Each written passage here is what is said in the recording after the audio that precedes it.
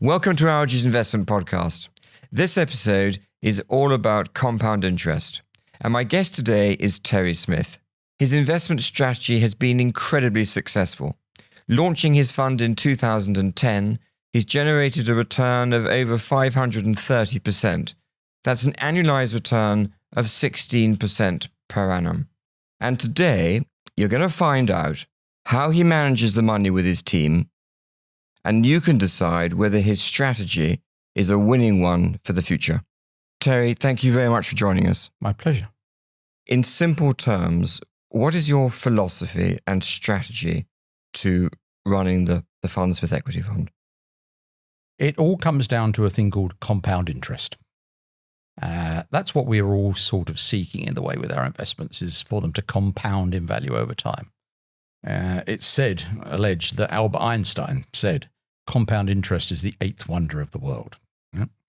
And how do you do that? Well, one of the least talked about characteristics of equities, stocks, stock market and investment is it's the only asset class which can compound. Others can't do it. Bonds can't do it. If you own bonds, even if everything goes well, they just pay you interest, and then when they get to their maturity, they pay you back. They don't reinvest any of your cash flow from the bonds. Property is the same. If we own this building that we're here in today, presumably we get paid rent, and at the end of the lease, we could either renew the lease or sell the building, but none of the money we receive would be reinvested in property for us. Whereas in equities, some, around about half approximately, of companies' profits are retained and reinvested in the business. And if they do that tolerably well, it compounds in value. And in particular, and this comes back to my strategy that you're asking about, if they do it really well, then they can grow your value of your investment far faster than you can grow it by finding new investments in the stock market. If the average company that you're investing in has a 30% return on capital, and ours do, and if they retain about half their earnings and invest it again at 30%, then presumably they'll compound at about, take a rule of thumb, 15% per annum, which strangely enough is round about what we've compounded at. And that's it. And could you explain to our listeners what the return on capital employed, how it's calculated? Yes. It's just the return the company makes in any reporting period is profit, basically. I mean, you can use other measures, cash flow, or the profit, divided by the amount of capital that it's employing on your behalf as a shareholder. So the amount of equity from shareholders, the amount of debt from banks and bonds and so on that it's got there. And you divide one by the other, multiply by 100, and you've got a percentage on your hands. Again, it's one of the things that I think is most overlooked in investment. That if you're thinking of investing in anything else, a bond, my fund, you want to know, what do you think the return will be? Why don't we ask that with companies? We should. And then how many holdings, how many companies do you need to own in the portfolio for the strategy to have some sort of robustness to it? Round about 20 or so. Is that all? That's all, yeah. I mean, people talk about diversification investment. You'll read something about diversification in investment every day of the week if you sit there and read enough of the stuff that comes through. And of course, Markowitz got a Nobel Prize in economics for talking about the benefits of diversification. But people rarely study what he actually said and its limits. He didn't say that diversification has a infinite and linear contribution to investment. Once you get beyond a certain number of holdings, you've achieved all the diversification benefit you're ever likely to achieve. And it's only in the 20s, basically. Your strategy, therefore, is one of patience, isn't it? And therefore, your turnover, it must be quite low. It is, yeah. Historically, how low has it been?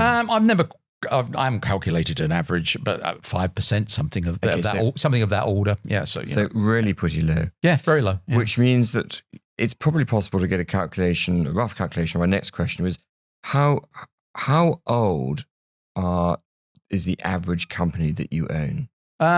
Just over 100 years, I think. I think currently 106 years, I think. Wow.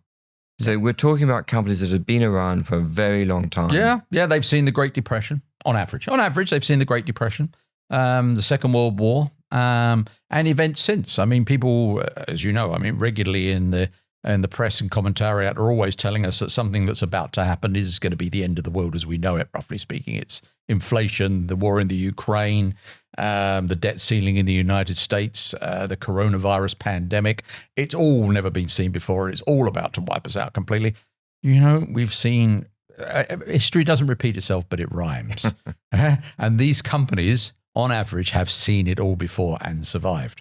And one of the companies I like, which is an absolute poster child for this, which I've got in the portfolio, is Unilever. Unilever survived World War II, even though, of course, it's a company which until very recently had joint headquarters and joint listing, and its continental headquarters was overrun by the Germans and occupied. It survived. There must be some sectors which you just will never invest in, and other sectors. You sure we've got long enough for this? Well, I hope so. It depends. It depends how long the answer is. Which sectors won't you touch? Will you not touch with a barge pole? And which ones are you always inclined to be attracted towards? Yeah, we won't invest in banks, insurance companies, or real estate businesses.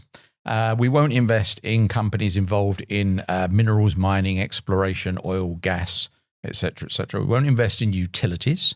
We won't invest in airlines and logistics businesses. There's a few examples for you. There's quite a few. There's quite a few. I mean, in fact, the vast majority of the market. I'll give you a qualification at the end. And anything that's involved in bulk sort of manufacturing, so big chemical companies, engineering companies, steel companies, none of those at all. Almost all our investments are centered around three sectors, basically, which is consumer, healthcare, and technology. Those are the big three, basically. Why is it that of all the ponds you could fish in, that 2/3 of your fund is invested in companies that are quoted in the US on the US stock market? Why is the US such an attractive place to invest? Well, it's the biggest market in the world to start with. It's still America's still the biggest economy in the world. And so a lot of companies of the sort that we desire started there and are based there and have grown outside that powerful domestic market to conquer the rest of the world. Think Coca-Cola, right? The most recognized phrase on the planet after OK, which, by the way, was a slogan in a US presidential election, OK. And so they've got this powerful domestic franchise combined with the deepest and widest capital market in the world in which they're quoted. But bear in mind, some of the companies that we're invested in, which are listed in America, don't operate in America at all. It's not the same as exposure to the US economy, but it is still the greatest repository of companies of the sort that we seek. One of our colleagues in the office on one occasion when people, I'm sure they did it in your way, when everything's going wrong and people are sort of going, oh, what can you invest in? He would always carry on with his work and just say, US equities. And on average, he's right. He's right. On average, he's right. I don't believe there's any fund for all seasons. All the best funds I've ever come across have periods of severe underperformance when they're out of fashion. Yep. If you were trying to give a sporting analogy to your strategy, what could you use to describe how your strategy works? We kind of believe in the Charlie Mungerism, which is once he was asked about how he and Warren had pulled this off, and he said, we're not as clever as you think. We just didn't do stupid stuff. And so that's our first task is let's not do stupid stuff. Let's not invest in airlines just because, oh, no, it's all different now. Or let's not invest in highly leveraged businesses or the latest biotech startups. So that's the big thing is just don't do stupid stuff. We don't have to own the 20 best companies in the world to succeed. But owning bad ones is a really bad idea when you've only got 20. Number one, don't do stupid stuff. Don't own bad things. Secondly, from time to time, just go,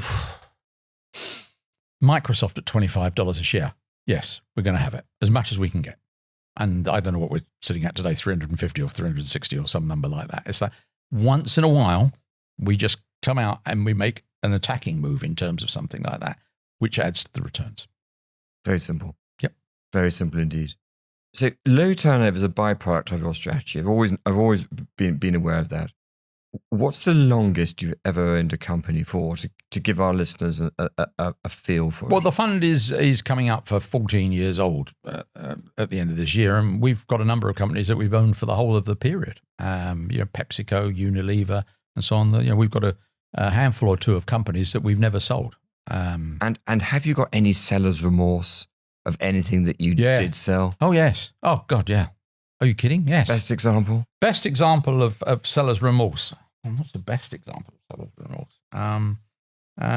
Probably Procter & Gamble, which I just bought back recently. Yes, I saw that. We sold it because we thought it was a company that was addicted to price increases as a way of growing revenue. And just after we did so, Nelson Peltz went on the board, and I don't know what he said to them or did to them, but they somehow seem to have worked out that you need to sell more of stuff as well. And good. So I bought it back. I mean, I think the simplest thing to do when you've got something wrong like that is, correct it. Change your mind. Yeah. Let's move on to accounts, analysis of accounts, because I suspect the younger generation spend less time analysing accounts than you have over the last 30, 40 years. How important is the analysis of accounts to your team today? It is absolutely fundamental. Right? It's and I really do mean the accounts, not the management PowerPoint presentation. I mean the actual original report and accounts or 10K that's filed. Why? Well, the funny thing is, I manage 2 public companies. When you put up that slide presentation, you quite often edit it to put your best foot forward. I know that seems odd, but that's kind of what you do. It's human nature. And it has all these things. I think it is human nature. And you have all these things called adjustments. Adjusted numbers look really good. And so go back to the original accounts. And it is absolutely fundamental. Let's start looking at a company and saying, what's the return on capital employed? What's the cash conversion? What are the gross margins and the operating margins? What's the revenue growth? How does that look compared with history, compared with other people in the same industry? I don't think you should think that numbers are the only thing, because I think once you've relighted upon something that you think works, you need to know why it works. Yes, of course. But then there are various statements in the accounts. Which is the most telling statement? I touched upon it already, I think. Adjustments. I touched upon it in relation to management's presentation, right? An awful lot of people now put out, quotes, adjusted numbers. And I know you're going to find this difficult to believe, that the thing that they take out to adjust the numbers is usually the bad bits. And so, you look at these numbers and it has a little asterisk, and down at the bottom in much smaller print, it says, removing, amortization of goodwill, restructuring costs, litigation costs, et cetera, et cetera. The more adjustments there are, the worse that they're conducting themselves. One of the people that we really liked as a investor in one of the companies we invested in over the years is L'Oreal and Jean-Paul Agon, who was the CEO. And I particularly remember they were struggling with, I think it was Brazil, as a quite a big market. And he was asked in the Q&A session by one of the analysts, what would the numbers be like if you took Brazil or Latin America out? And he said, well, obviously it would look better, but what would be the point of that? I love it. Yes. If you take the bad stuff out, it always looks better. Look for the number of adjustments. It's almost like this. Count the number of pages of adjustments versus the number of pages on the statutory accounts. That's a great line. I love that. Thank you for that little tip. Let's delve a little bit deeper into fund characteristics whilst we can. We've talked about profitability. We've touched on low levels of debt, and you've definitely touched on companies' ability to grow their earnings.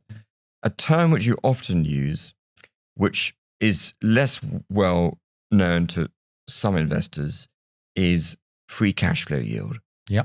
What is a free cash flow yield, and how do you measure it? As in, when is it too low and when is it attractive? Yeah. Okay. So free cash flow. What is it, first of all? Okay. Free cash flow is the cash that a company generates and what it's got left over after paying for everything.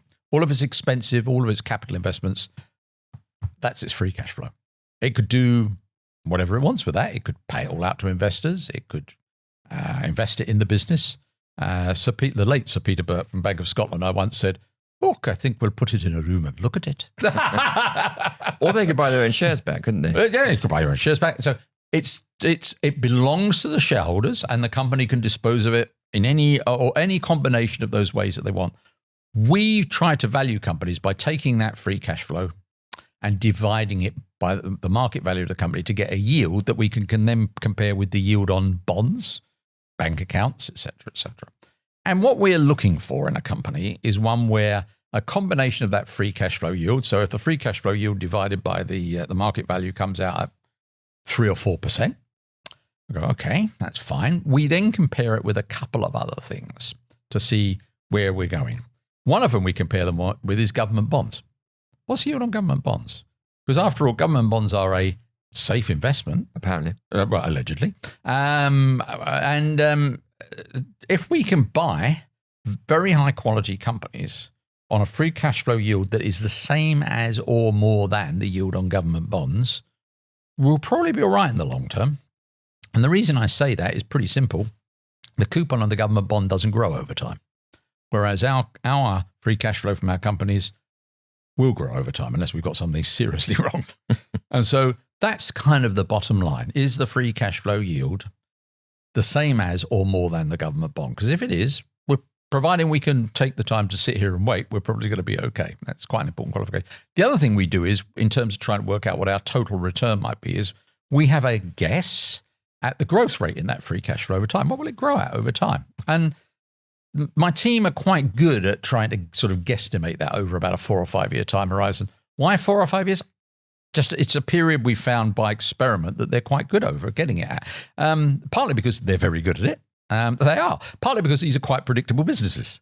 And so we take that growth rate over the next 4 or 5 years and we add it to the free cash flow yield. One of the rule of thumbs in investment is if you take the yield on something and you add the growth rate, you get the estimated return if nothing else changes, which of course is rubbish because something always changes, but it doesn't matter. So if you take the earnings yield on a company, which is the inverse of its PE, and you add the growth rate, you should get to the return. So if we've got 3 or 4% free cash flow yield, and we think we're growing at about 8%, then I think my expected return on that portfolio is about 12% per annum. Just add the two together. It's a rule of thumb. So over a 10-year period for a patient investor, that's a very handsome return, isn't it? Sure is. I mean, over the very long term, 50 years, the S&P 500 has compounded at about 9%. So if we can beat that by 2 or 3%, that's pretty good, I think. Now, we hope to do better than that. But the means of doing better than that are one of several things. One of them is from time to time, I don't know why, the market goes completely mad and offers us an opportunity to buy something very cheaply. We bought Microsoft on a 12% free cash flow yield. That shouldn't exist.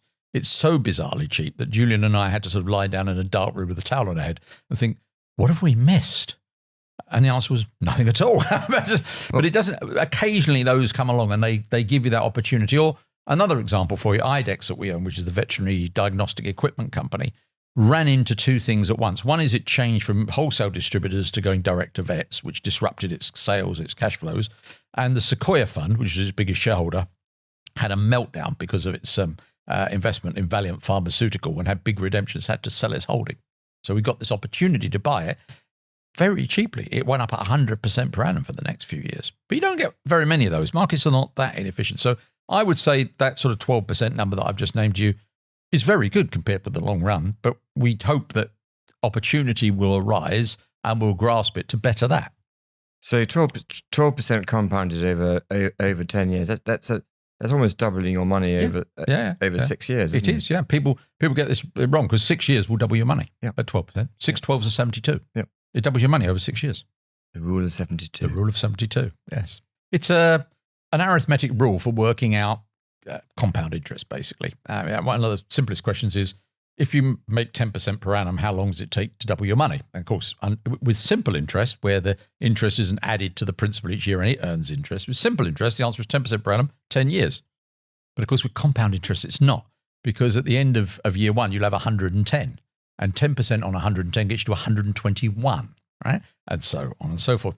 A quick way to do it is to divide the rate of interest that you're going to achieve into the number 72, and that will tell you how long it takes to double your money. So if it is 10% per annum, you will double your money in just over 7 years. If it's 6% per annum, since 6 goes into 72 12 times, 6% per annum, 12% per annum, divide into 72, you will double your money in 6 years, basically. So actually the opposite of that is that if inflation was at 7.2%, you'd halve your money over 10 years. Yes, you would. Yes. Oh, that's terrifying. That might well be the future. It could be, yes. Yeah. Let's move on to the balance sheet just for a second. Yeah, sure. Because we have assets and liabilities. We have fixed assets. I've heard that. And we have we have tangible and we have non-tangible assets. Hmm. Your portfolio is very skewed towards non-tangible assets, Yes. which are harder to value than tangible assets. Yes. Why do you own? Why are you so skewed towards non-tangible assets, and what is it that's so unique about them? Yeah. Tangible assets are things like this building that we're in, or a plant, or a shop, or a vehicle, or some equipment, and so on. And it's literally something you can touch. Physical. It's tangible. And it's got some interesting characteristics. One of them is they're relatively easy to replicate with money. Just go out there. And not only that, you can usually borrow the money to replicate it. So if you want to build another shopping center or buy another fleet of vehicles or build some factory equipment, usually your bank will look at its tangible value and feel comforted by that. Rather stupidly, in my view, but it doesn't matter. I mean, I was in banking myself. It's what they should really call it is pawnbroking. Then we'd all understand it a lot better. Like, oh, well, I've got a valuation that says it's worth that. I'll lend you that against it. So you can borrow quite a lot of money to finance your investment in those assets, which makes them easy to replicate. And not only that, the very fact that you can borrow money drives the expected return down towards the cost of debt. Because if there's an investment in a property that's available on the market, and if we can all borrow lots of money against it, in bidding for the property, we'll accept a lower return the more debt we can put in there. Yeah. Once you get to intangibles, though, they're pretty difficult to replicate, right? Because you need real equity for a start. You can't easily do it with debt. You go along to your bank and say, I've got this idea for a software program. I'd like to borrow a lot of money. And it's a very short meeting, basically. Very short meeting. Secondly, they do give you advantages which are difficult to get around. Brand names, brands are an intangible, which are difficult to get around. We are creatures of habit, and we typically gravitate towards buying brands. And we pay a bit more for brands than we do for unbranded goods. And we pay a bit more for leading brands than we do for secondary or tertiary brands. And it's also usually a combination of factors. Brands, control of distribution, that's an intangible advantage. You and I sit here, and instead of having this interview, which is obviously wonderful and fascinating, we devise a new vodka. And we then got to try and get it to market, haven't we? How? Because the distribution is controlled by our competitors, right?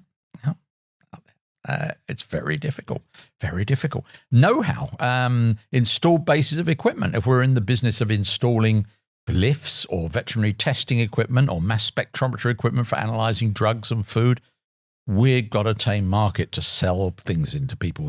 It's a physical asset, but it's got an intangible value in terms of having a client base which is pretty tame and secure and locked into it over time. The other thing is, properly maintained intangibles can last forever. In terms of valuing companies, one of the commonest mistakes that's not discussed much is time. So one of my trick questions for people is always, we buy an asset, I don't know what it is, a cement mixer, right? And we pay 100 and the return every year is 20. Is that a good or a bad investment? Well, over time, it turns into a very good investment. How long does it last is the question you've got to ask. Because if it lasts 4 years, it's a really lousy investment. If it lasts 20 years, it's a really good investment. Good. And it's the same with assets. And one of the things about intangibles is they have a very long life. So if you've got a business with an intangible making very high returns, it might go on forever.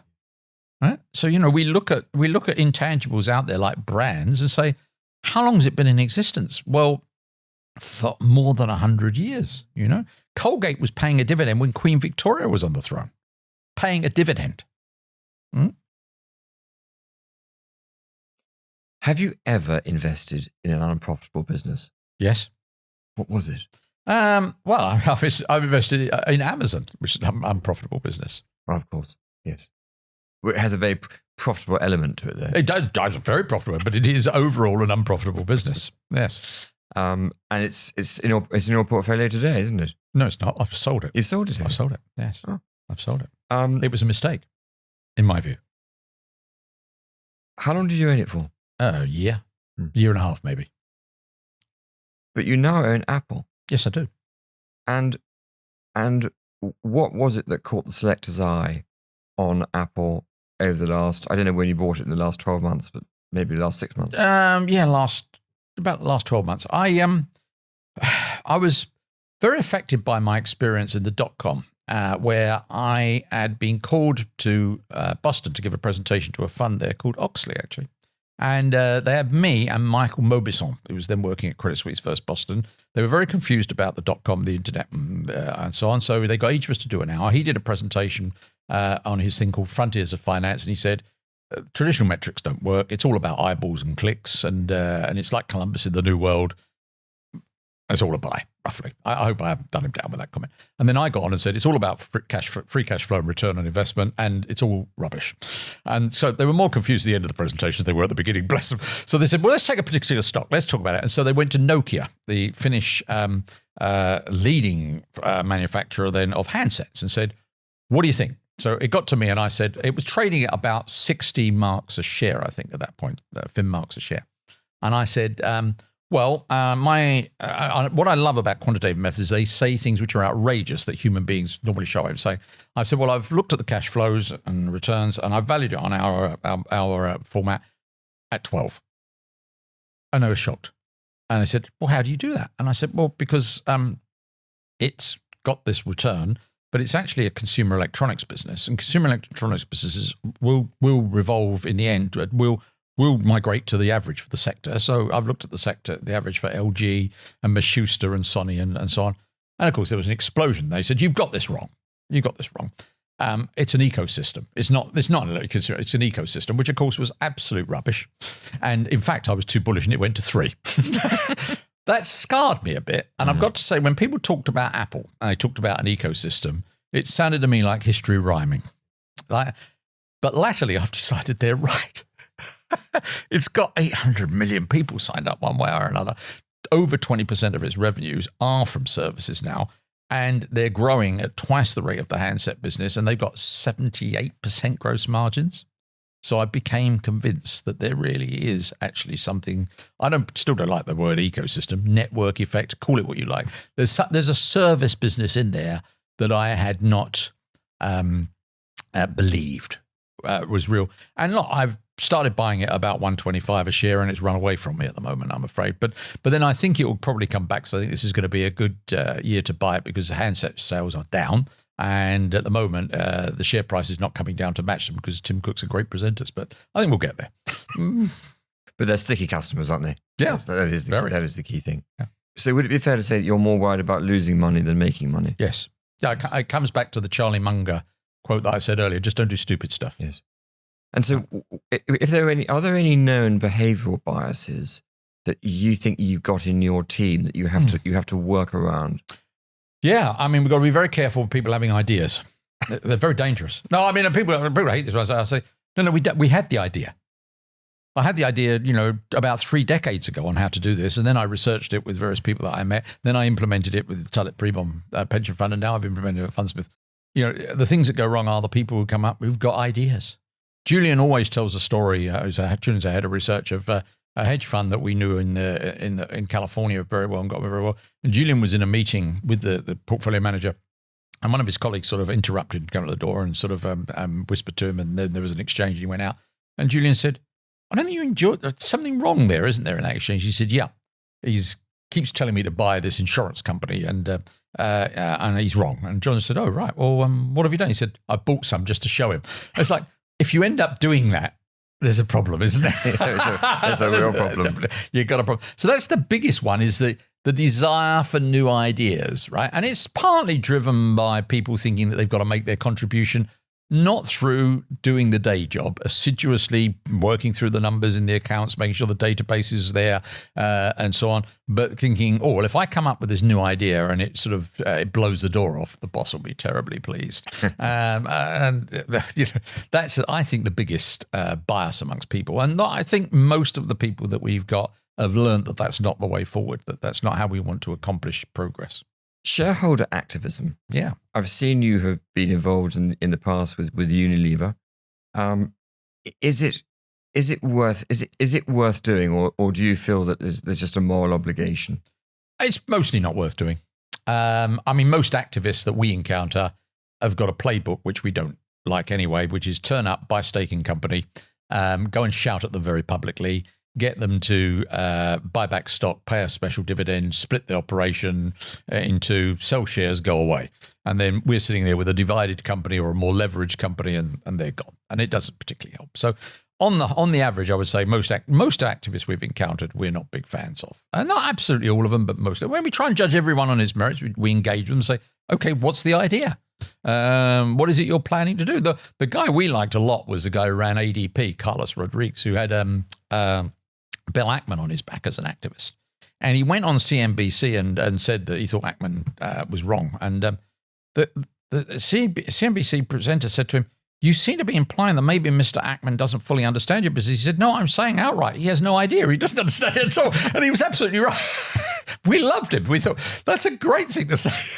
He's absolutely straight out like that. I mean, our own engagement with people is very disappointing. We are big shareholders in quite a lot of the companies. We are very long-term shareholders. We'd like to be shareholders forever. And we find we're pretty universally ignored. It's very disappointing. And I think when people play their sort of, we love long-term shareholders, no, they don't actually. They just respond to who shouts at them most. What advice have you got to any aspiring investor? Is there any golden nugget you can pass on today? Spend a lot of time studying and learning, right, before you get into this, basically. There's nothing harmful in the meantime with sticking your money into a passive fund or something and let it just tick along in there and you'll get the average return whilst you wait to see what it is you want to do. I would say if you walked into my study where I live and you looked at my bookshelf and you said, oh, let's have a look at this. So he's got a section of history books there because I did a history degree.